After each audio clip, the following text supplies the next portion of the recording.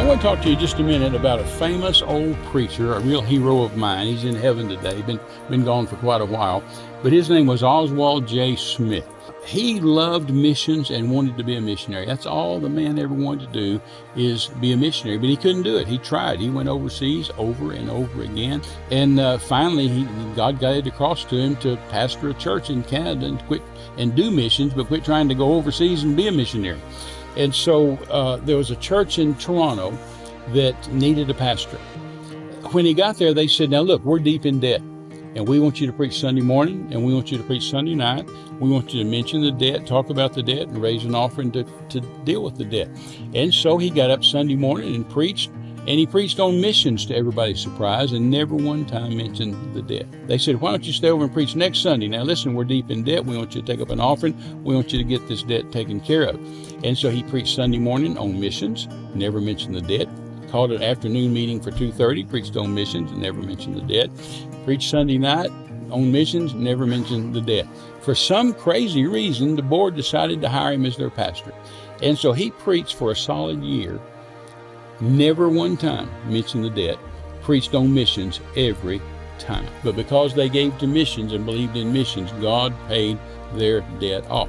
So at the end of the year, he got his report from his bookkeeper, his CPA, and the bookkeeper said, you gave 7 times more to missions than you spent here at home. And I want to read you something that he said that I've lived by and I've preached around the world. He said, number one, if I refuse to give anything to missions this year, I practically cast a ballot in favor of the recall of every missionary from the field.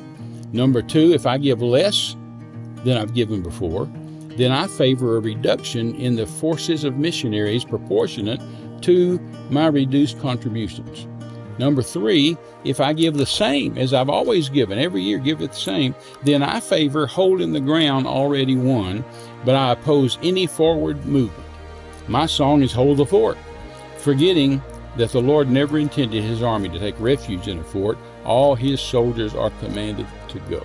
And number four, he said, if I increase my offering beyond former years, then I favor an advanced movement in the conquest of new territory for Christ. And you know, I took that to heart when I was a missionary, and all these years I've been in the ministry. I mean, all these years, at the beginning of every year, I tell the Lord, I'm going to give more this year than I gave last year. I'm going to give more this year than I gave last year. And we've been able to do that now for over half a century, and God has blessed it and blessed it and blessed it. It's proven.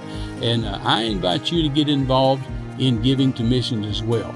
And if you'd prayerfully consider partnering with Renee and I, partner with Terry Mize Ministries as we go around the world, then I promise you this, I will pray for you. Renee will pray for you. Our staff will pray for you every day, every day, every day. And according to God's word, he will bless you and minister to you and keep his word to you. I believe you'll find missions giving is going to be your greatest asset and your greatest return on your giving that you've ever had in your life.